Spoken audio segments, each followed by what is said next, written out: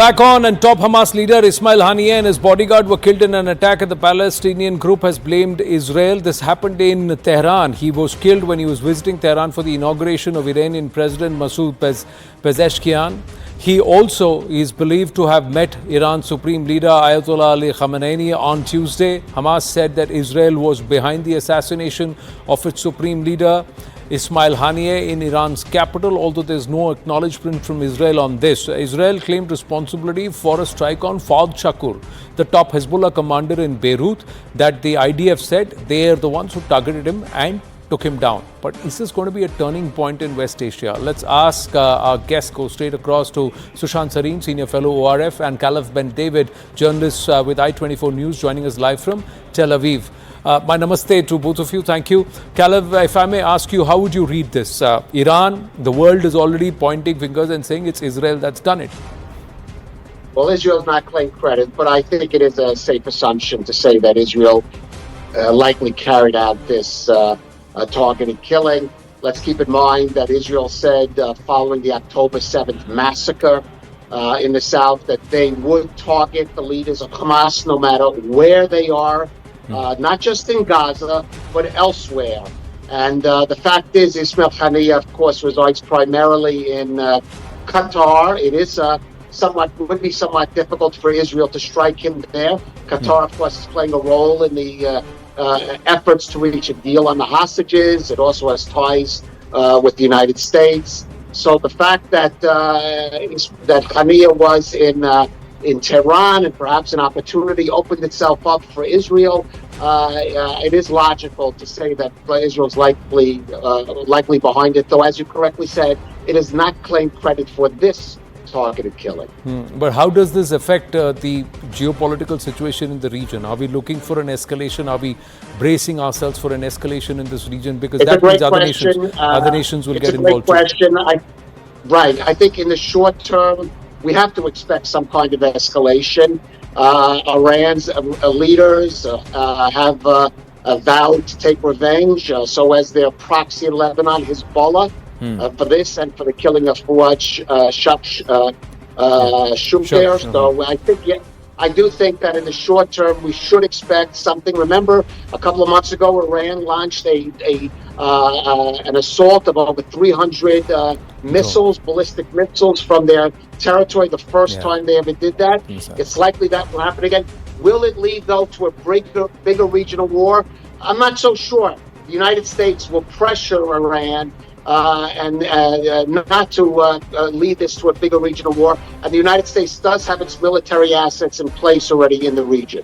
Yeah, but you would also see, before I go across to Sushant Sareen, one final question. There's that picture where you had the Houthi rebel chief, you had the Islamic Jihad state chief, we had the Hamas chief and the Hezbollah chief all sitting together for the president's inauguration, Iranian president's inauguration. What does that imply? Khalif. Oh, I'm sorry, you're asking me. Listen, that is what we in Israel call the axis of evil. What we have said long before, the battle against Hamas in Gaza is not a war against Hamas. It's certainly not a war against the Palestinian people. It's not a war necessarily against Hamas itself. It's a war against the proxies of Iran. That includes Hamas, Hezbollah in Lebanon, the Houthis in Yemen, the Shia militias in Iraq that have been attacking, for example, U.S. forces as well.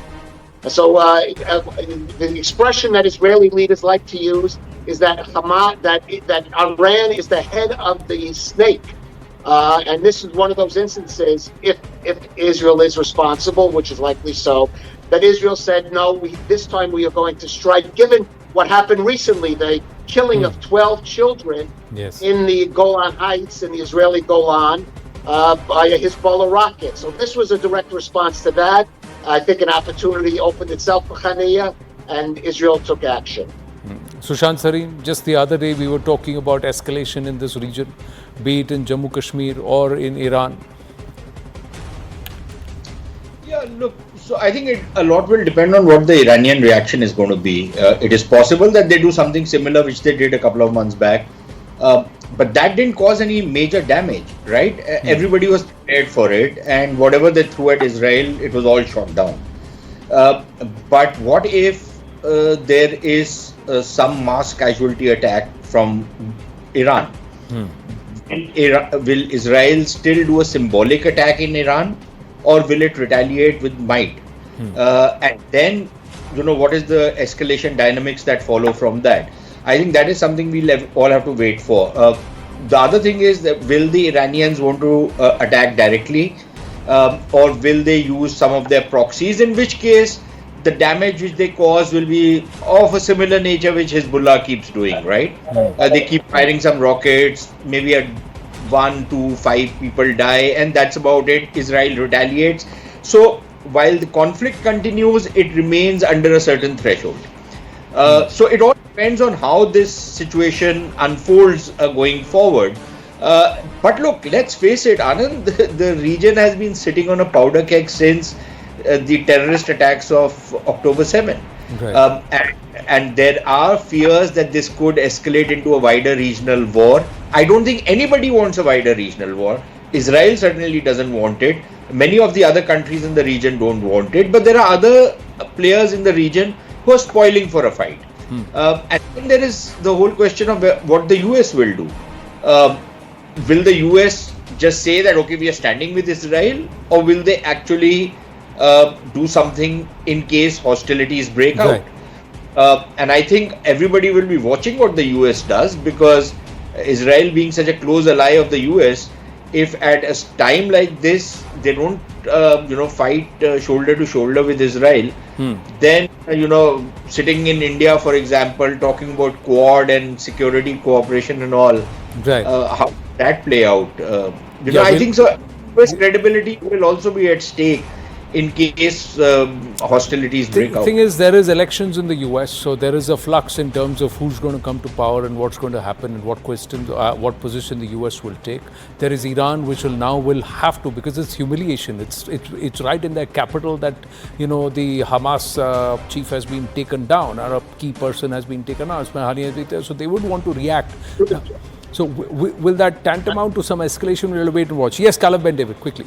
I just think, I first of all, I agree with your other guest. Yes, in short term, we will see a reaction from Iran. The situation will likely heat up. Reaction either from Iran and one of its proxies. But again, it's not necessarily in Iran's interest. For example, if they really wanted to damage Israel, Hezbollah would launch a full-fledged attack on Israel. And they have not done that because Iran needs Hezbollah for its interest to maintain control in Lebanon, to help Bashar Assad in Syria. So it's also in Iran's interest not to go out into a full-scale war. And let's keep in mind, last time Iran launched a direct attack, Jordan assisted in its air defense system. Interception. Right, so there's other actors in the region who don't want a full-scale regional war. Right, but then Iran's new president would also want to say something, and there would be some statement there. So short-term escalation, this is not the last that we're going to speak about what's going to happen in the region. Gentlemen, have to pause for a bit. Thank you on this. Thank you very much.